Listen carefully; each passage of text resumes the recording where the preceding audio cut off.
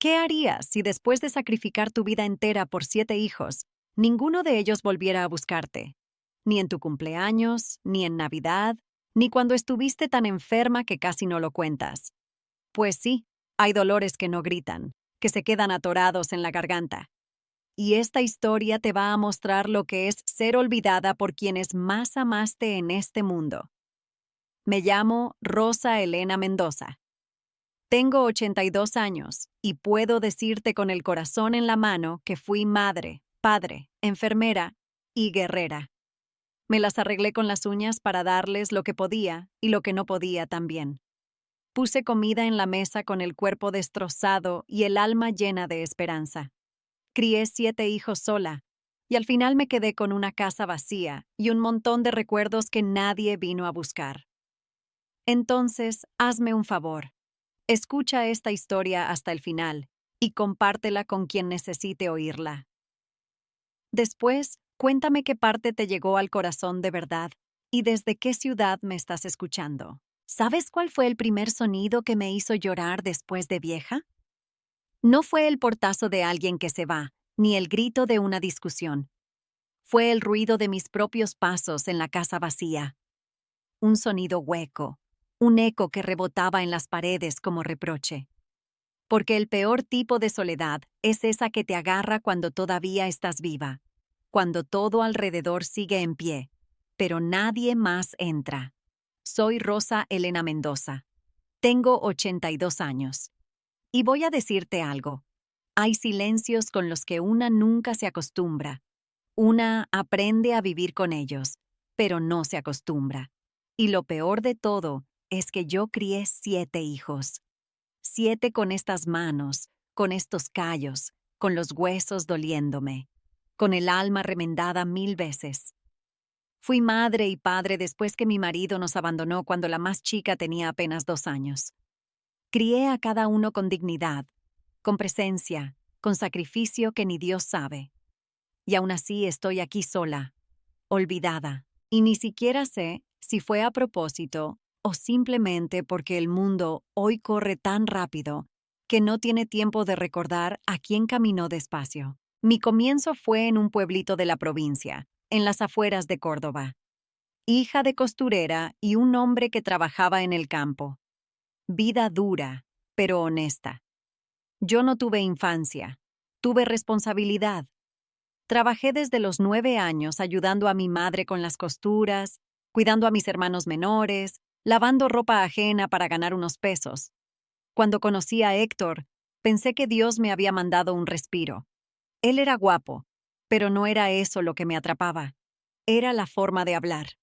Héctor hablaba como si las palabras tuvieran peso, como si cada promesa fuera un pacto con el cielo. Nos casamos jóvenes, sin gran fiesta, solo con esperanza y 2 testigos. Alquilamos un cuartito en la ciudad y empezamos a construir lo nuestro con trabajo y mucha fe. Y llegaron los hijos, uno tras otro como bendición y como prueba. Cada vez que nacía uno, yo prometía en silencio: este va a tener lo que yo no tuve. Y juro que lo intenté. Los primeros años fueron los más lindos. Héctor trabajaba en una fábrica metalúrgica. Yo cosía en casa para sacar unos pesos extra. No teníamos lujos, pero teníamos mesa servida y risas. La casa siempre olía a guiso, a pan casero, a ropa limpia tendida al sol. Los chicos corrían descalzos por el patio de tierra, se peleaban por tonterías y se abrazaban antes de dormir. Era un caos bendito. Yo era de esas que les cantaba para dormirlos, que les curaba las rodillas raspadas con besos y alcohol, que les hacía el disfraz de último momento para el acto del colegio. Y Héctor, bueno, Héctor estaba ahí. Al principio estaba, pero de a poco empezó a llegar tarde, a salir más seguido, a mirarme diferente. Y yo, ingenua, pensaba que era el cansancio del trabajo. Hasta que un día, hace ya casi 40 años, Héctor me dijo que se iba. Así nomás. Me voy, Rosa. No puedo más con esto. Y se fue, con otra mujer, con otra vida, con otra familia, que armó en otro lado mientras yo me quedé con 7 bocas que alimentar y un corazón roto que tenía que esconder. Esa noche, Mientras los chicos dormían, me senté en la cocina y lloré hasta que no me quedaron lágrimas. Después me sequé la cara, me puse el delantal y empecé a pensar qué iba a hacer. Porque llorar estaba bien, pero los chicos se iban a despertar con hambre y yo tenía que tener algo que darles. Así que al día siguiente, con los ojos hinchados y el alma partida, salí a buscar trabajo. Conseguí en una casa de familia como empleada doméstica, después en otra, después en un restaurante lavando platos. Trabajaba de sol a sol y cuando llegaba a casa todavía tenía que cocinar, lavar, planchar, ayudar con las tareas, revisar los cuadernos, curar las fiebres, espantar las pesadillas. Me convertí en una máquina que no se detenía, porque si me detenía, todo se caía. Y yo no podía permitirlo. La mayor era Silvia. Tenía 11 años cuando el padre se fue y se hizo mujer de golpe. Me ayudaba con los más chicos, cocinaba cuando yo no llegaba, les daba de comer, los bañaba. Era mi mano derecha, mi soldado. Después venía Rodrigo, el varón mayor. Serio, callado, siempre con esa mirada de hombre aunque tuviera 9 años. Él cargaba bolsas del mercado que pesaban más que él, arreglaba lo que se rompía en la casa, cuidaba a sus hermanos con una responsabilidad que no le tocaba. Luego estaba Carmen, pura risa y travesura, la que me hacía olvidar los problemas aunque fuera un rato. Después Daniela, la del medio, siempre pegada a mi pollera, la que tenía miedo de todo pero era la más valiente cuando se trataba de defender a los otros. Venía Martín, flaquito, enfermizo, el que más veces me hizo llorar del susto cuando le subía la fiebre y no tenía plata para el doctor. Estaba Lucía, calladita, siempre con un libro en la mano, siempre soñando con algo más grande que este barrio. Y la más chica, mi bebé, Elena, que tenía 2 añitos cuando el padre nos dejó y que creció sin saber lo que era tener un papá presente. Fueron años de fierro.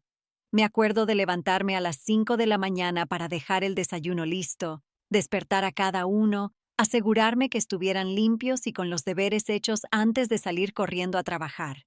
Volvía al mediodía para servirles el almuerzo. Después salía de nuevo. Había días que comía parada, había días que no comía, pero ellos nunca se acostaron con hambre. Nunca. Pasamos vergüenza, sí. Tuvimos que usar ropa de segunda mano, sí. Pero siempre íbamos limpios, siempre teníamos dignidad, porque yo les enseñé que la pobreza no es vergüenza, la vergüenza es no luchar. Y yo luchaba todos los días, con las uñas, con los dientes, con el orgullo enterrado bien adentro para que nadie me viera quebrar. Hubo momentos en que pensé que no iba a aguantar, como esa vez que Martín se puso grave con neumonía y tuve que pedir plata prestada para internarlo. Me arrodillé a pedir, y no me importó. Después trabajé doble para devolverla. O como cuando Silvia vino llorando porque las compañeras se burlaban de sus zapatos rotos, y yo, con el corazón partido, le prometí que le iba a comprar unos nuevos, aunque tuviera que dejar de comer yo. Y así hice. Trabajé una semana extra fregando pisos ajenos para comprarle esos zapatos. Y cuando se los di, ella me abrazó tan fuerte que sentí que todo el sacrificio valía la pena. Porque ver a tus hijos felices, aunque sea un segundo, te da fuerza para seguir un año más. Pero también hubo alegrías. Cada cumpleaños que celebrábamos con una torta simple pero hecha con amor. Cada Navidad que armábamos el arbolito con adornos de papel y felicidad. Cada domingo que íbamos a la plaza y los veía correr, jugar, ser niños a pesar de todo. Esos momentos me sostenían. Y cuando todos dormían, yo me sentaba en la cocina con un mate y me decía, «Lo estás logrando, Rosa. Lo estás logrando». Los años pasaron y los vi crecer uno por uno. Vi a Silvia terminar la secundaria contra todo pronóstico, conseguir trabajo en una oficina, salir adelante. Vi a Rodrigo meterse en un taller mecánico de aprendiz y después convertirse en uno de los mejores de la zona. Vi a Carmen casarse con un buen muchacho y mudarse a Buenos Aires. Vi a Daniela estudiar enfermería con mucho esfuerzo y convertirse en una profesional. Vi a Martín recuperarse de todos sus males y hacerse hombre fuerte. Vi a Lucía conseguir una beca para estudiar en Mendoza, lejos, pero feliz. Y vi a Elena, mi bebé, hacerse grande y armar su vida también. Uno por uno se fueron yendo. Y yo, que había vivido para ellos, me quedé mirando cómo la casa se vaciaba. Al principio venían seguido. Los domingos eran sagrados. Llegaban con los nietos, con comida para compartir, con historias que contar. La casa volvía a tener vida. Pero de a poco las visitas se espaciaron. Un domingo sí, 3 no. Un mes sí, 2 no. Siempre había una excusa. Trabajo, compromisos, cansancio, la vida. Y yo entendía. Siempre entendía. Porque eso hace una madre, ¿no? Entiende. Perdona antes que le pidan. Espera aunque duela. Y esperé. Puse la mesa todos los domingos aunque comiera sola. Hice comida de más por si acaso alguien llegaba. Dejé la puerta sin llave para que entraran cuando quisieran, pero nadie entraba. El primer cumpleaños que pasé sola fue el más duro. Cumplía 75 años. Me desperté con la ilusión de que alguien vendría. Arreglé la casa. Me puse mi mejor vestido. Até el pelo con esmero. Preparé picada. Hice una torta. Y esperé. Miré el reloj cada 10 minutos. Cada ruido de auto me hacía correr a la ventana. Pero nadie vino. Sonó el teléfono una vez. Era Silvia. «Feliz cumpleaños, ma. Perdón que no puedo ir, tengo un compromiso». Le dije que no había problema, que la entendía. Colgué y me senté en la mesa con la torta entera frente a mí. Le puse una velita, la encendí, pedí un deseo que no se cumplió y me comí un pedazo mientras las lágrimas me caían en el plato. Ese día entendí que la soledad más pesada no es la de estar sola, es la de estar sola después de haber estado tan acompañada. Las navidades también se volvieron fantasmas. Armaba el arbolito igual, ponía el pesebre, cocinaba, pero comía sola. Miraba fotos viejas donde todos estábamos juntos y me preguntaba dónde había quedado esa familia. Llamaba a cada uno. «Hola, ma, feliz Navidad, no puedo ir, pero te mando un beso grande». Y yo respondía, «No te preocupes, hijo, te entiendo». Pero por dentro me moría un poco más. Hubo días en que la tristeza me pesaba tanto que no podía ni levantarme de la cama. Me quedaba ahí mirando el techo, preguntándome qué había hecho mal. ¿Había sido muy estricta? ¿Había sido muy permisiva? ¿Los había amado demasiado o muy poco? ¿Por qué ninguno de ellos venía a verme? ¿Tanto les costaba un día, una hora, una llamada que no fuera por compromiso? Y me enojaba conmigo misma por sentirme así, porque yo sabía que eran buenas personas, que tenían sus vidas, sus problemas, sus ocupaciones.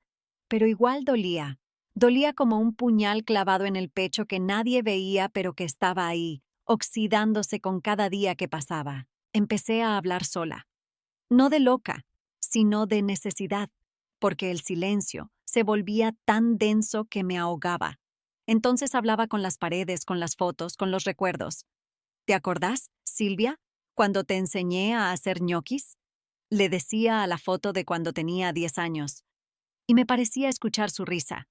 O abría el ropero y tocaba la ropa vieja que todavía guardaba de cuando eran chicos, y me ponía a llorar ahí parada, abrazando una camisita que ya no olía a nada, pero que para mí todavía olía a ellos. Los vecinos se dieron cuenta.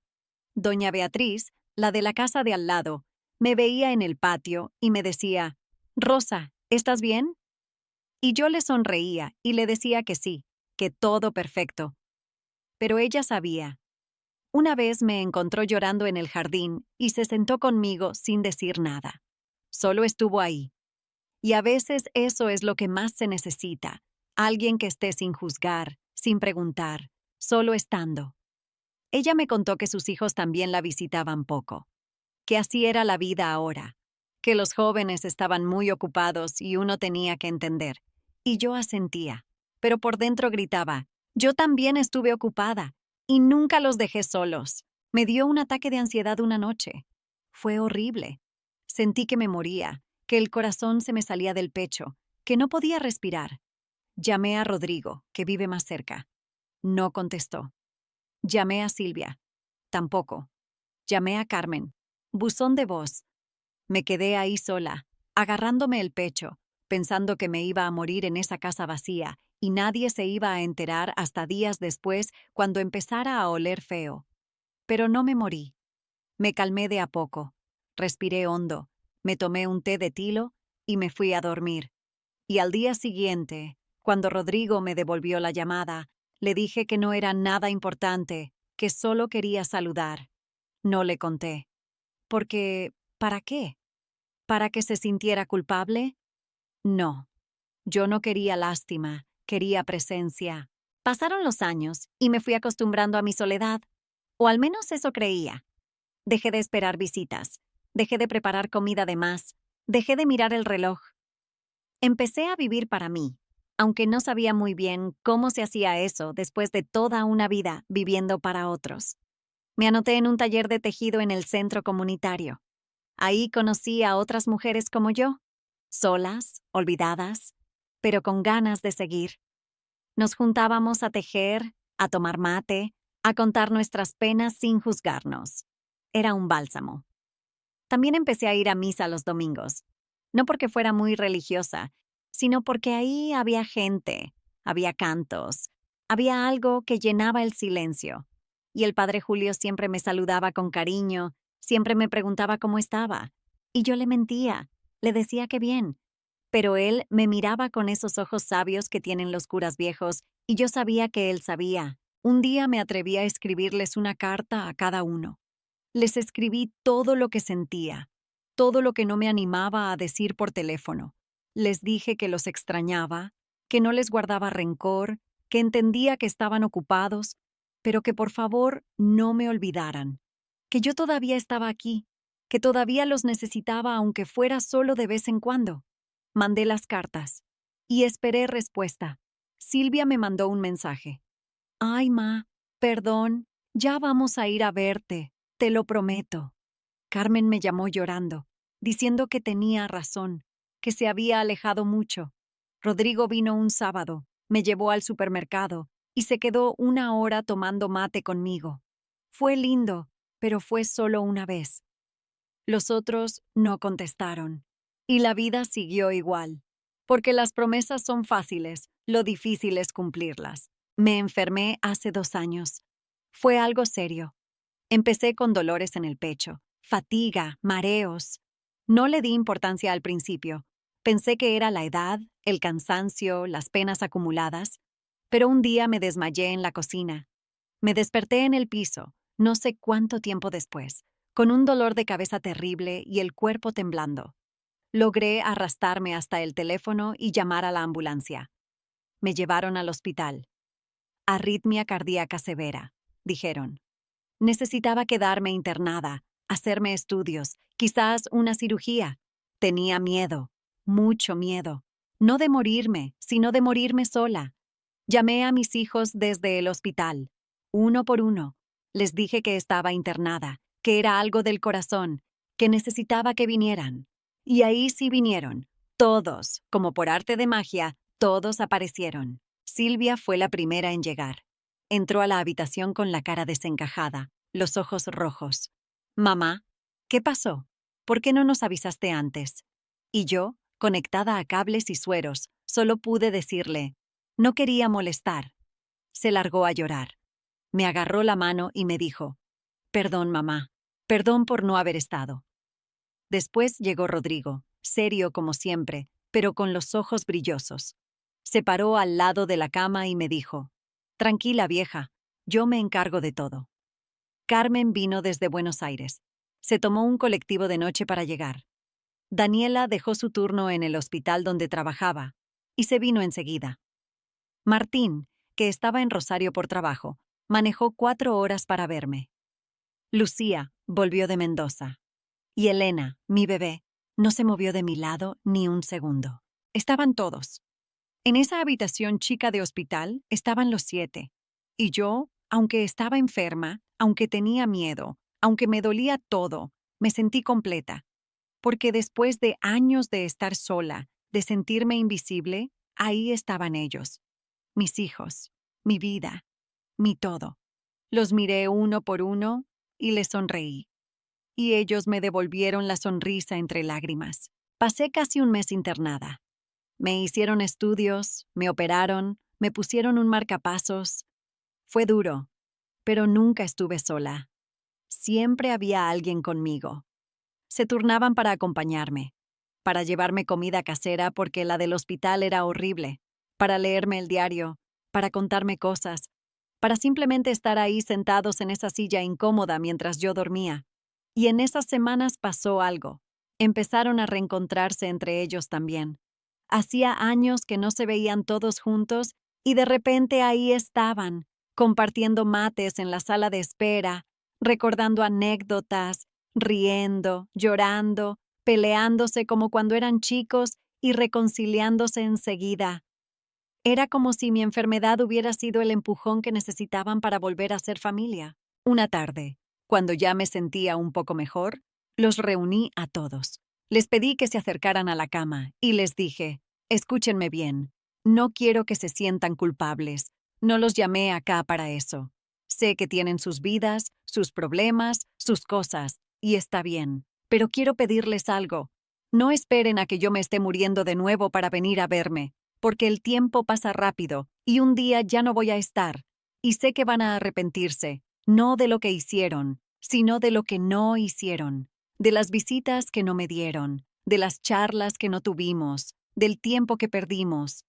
Así que por favor, no me pidan perdón, pídanselo a ustedes mismos, y empiecen de nuevo, porque todavía están a tiempo. Se quedaron callados. Algunos lloraban, y yo también lloré. Pero eran lágrimas distintas. No de tristeza, sino de esperanza. Me dieron el alta un martes. Rodrigo me llevó a casa. Cuando abrí la puerta, casi me da otro ataque. La casa estaba limpia, ordenada, brillante. Habían pintado las paredes, arreglado el techo que goteaba, cambiado las cortinas viejas. La heladera estaba llena. Había flores frescas en la mesa. Y en la cocina, colgado en la pared, había un cuadro con una foto de todos nosotros de cuando eran chicos. Abajo decía, Familia Mendoza, siempre juntos. Me tapé la boca con las manos y lloré como no lloraba hace años. Ellos estaban todos ahí, mirándome, esperando mi reacción. Y yo solo pude abrazarlos uno por uno y decirles gracias.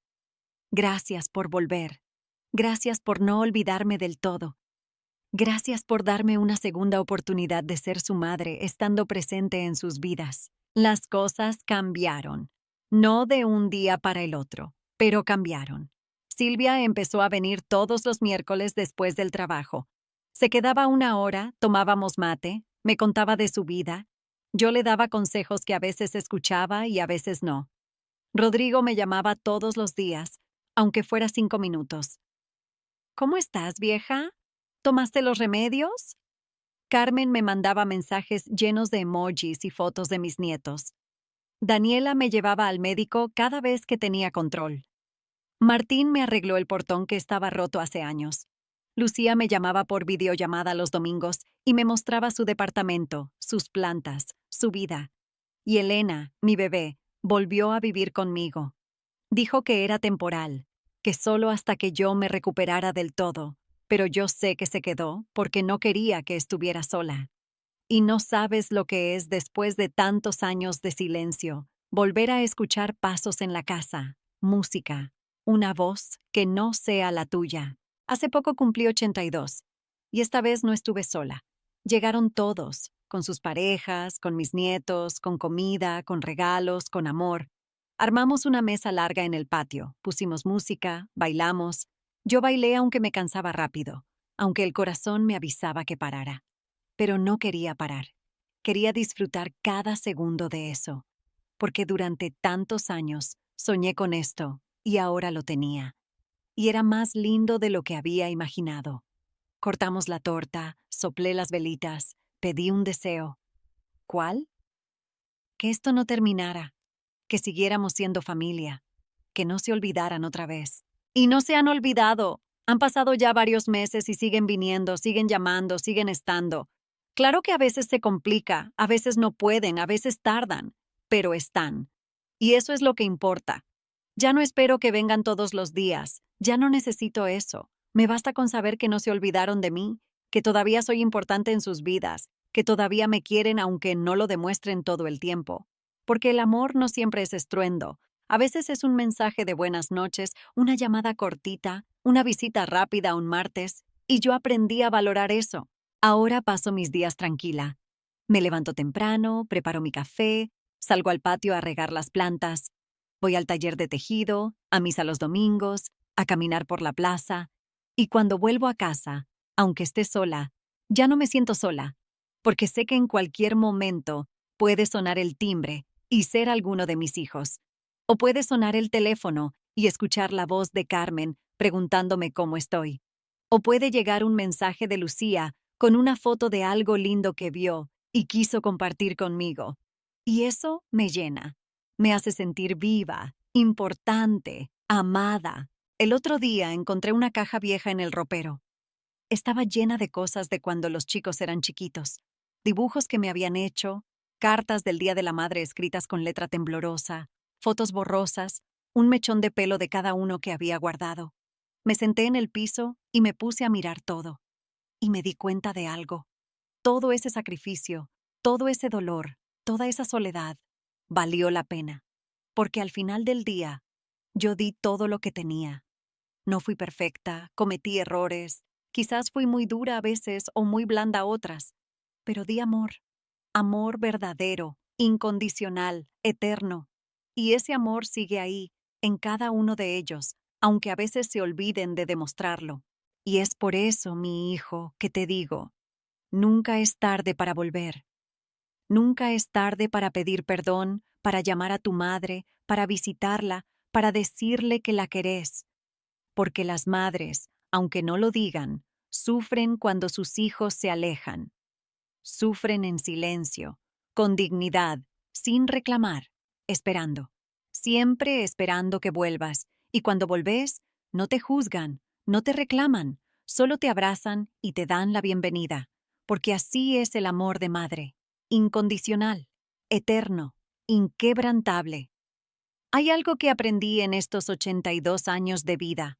El rencor es pesado, el perdón es liviano. Y yo elegí el perdón. Elegí no quedarme atrapada en la amargura de los años que pasé sola. Elegí recordar lo bueno, abrazar lo nuevo, soltar lo que dolía. Porque aferrarme al dolor no me iba a devolver el tiempo perdido. Solo me iba a robar el tiempo que me queda. Y el tiempo que me queda, por poco que sea, quiero vivirlo en paz. Con mis hijos, con mis nietos, conmigo misma. A veces me preguntan, ¿cómo hiciste, Rosa? ¿Cómo aguantaste todo eso sola? Y yo no sé qué responder, porque no sentía que estaba aguantando, sentía que estaba viviendo, viviendo por ellos, para ellos. Y cuando te moves por amor, el cansancio pesa menos.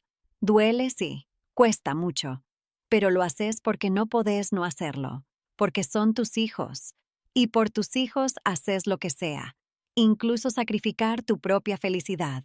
Pero ahora estoy aprendiendo algo nuevo. Estoy aprendiendo que también tengo derecho a ser feliz, que puedo pensar en mí sin sentirme egoísta, que puedo decir no sin sentirme culpable, que puedo llorar cuando me duele algo sin tener que ser fuerte todo el tiempo. Y eso es liberador, porque durante tantos años fui la roca en la que todos se apoyaban, pero nadie preguntaba quién me sostenía a mí. Y ahora que me preguntan, que se preocupan, que están, puedo finalmente bajar la guardia y ser vulnerable. Y está bien. Está bien no ser fuerte siempre. Está bien necesitar. Está bien pedir. Elena me dijo algo hermoso el otro día. Estábamos tomando mate en la cocina y de repente me miró y me dijo, «Ma, yo quiero ser como vos cuando sea grande». Y yo me reí y le dije, «No, mi amor, vos tenés que ser mejor que yo». Y ella me contestó, «No hay nada mejor que ser como vos, porque vos nos enseñaste lo que es el amor verdadero, y eso no se aprende en ningún lado, solo de una madre como vos». Y yo me largué a llorar ahí mismo, porque esas palabras sanaron heridas que ni yo sabía que tenía. Hoy es domingo. Me levanté con el canto de los pájaros. El sol entraba por la ventana iluminando el cuarto. Escuché ruidos en la cocina. Elena ya estaba despierta, preparando el desayuno. Me quedé un rato más en la cama, disfrutando ese sonido. Porque después de tantos años de silencio, cada ruido en esta casa es música para mis oídos. Me levanté, me vestí, fui a la cocina. Elena me recibió con un beso y un café. Hoy vienen todos, ma. Rodrigo va a hacer el asado. Y yo sonreí. Porque ya no me sorprende. Ya no es una excepción. Es la costumbre. Y qué linda costumbre. A media mañana empezaron a llegar. Rodrigo con la carne, Silvia con ensaladas, Carmen desde Buenos Aires con facturas, Daniela con una torta, Martín con sus hijos que corrieron a abrazarme, Lucía, que llegó tarde, pero llegó. Y la casa se llenó. Se llenó de voces, de risas, de llantos de bebé, de música, de olor a asado, de vida. Y yo me senté en mi silla de siempre y los miré. Los miré a todos juntos, grandes, con sus vidas armadas, con sus problemas y sus alegrías. Y me sentí orgullosa. Orgullosa de haberlos criado, de haberles dado valores, de haberles enseñado que la familia es lo más importante. Aunque se hayan olvidado por un tiempo, volvieron. Y eso es lo que cuenta. Comimos hasta reventar. Contamos anécdotas, nos reímos de cosas viejas. Los chicos jugaron en el patio como sus padres jugaban hace tantos años. Y en un momento, Rodrigo pidió silencio. Se paró con una copa en la mano y dijo: Quiero hacer un brindis. Por la vieja. Por la mujer más fuerte que conocemos. Por la que nunca nos abandonó aunque nosotros sí la abandonamos a ella. Por la que nos perdonó sin que se lo pidiéramos. Por mamá. Y todos levantaron sus copas y brindaron. Y yo lloré. Lloré de felicidad, de alivio, de amor. Porque en ese momento entendí que todo había valido la pena. Cada lágrima, cada sacrificio, cada noche en vela, cada día de soledad. Todo. Porque al final, lo que queda no es el dolor, es el amor. Y ahora, sentada en esta casa que ya no está vacía, puedo decirte con el corazón lleno: fui madre. Fui la mejor madre que pude ser. No perfecta, pero presente. No rica, pero generosa. No con todas las respuestas, pero con todo el amor. Y eso es lo que importa, porque el dinero se acaba, las cosas se rompen, pero el amor queda. El amor queda grabado en el corazón de tus hijos y tarde o temprano vuelve a vos, como un boomerang, como una promesa cumplida, como un abrazo que tardó años en llegar pero llegó. Así que si estás leyendo esto y hace tiempo que no ves a tu madre, llámala, visítala. No esperes a que sea tarde, no esperes a que se enferme o a que ya no esté, porque el tiempo no vuelve y los arrepentimientos duelen más que cualquier otra cosa. Y si sos madre y te sentís sola, olvidada, invisible, te digo, resistí. Seguí adelante, porque el amor que diste va a volver. Quizás no ahora, quizás no de la forma que esperabas, pero va a volver.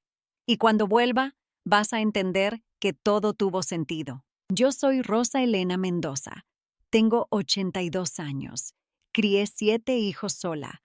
Fui olvidada durante años. Y hoy estoy rodeada de amor. Y si yo pude, vos también podés. Porque las madres somos guerreras.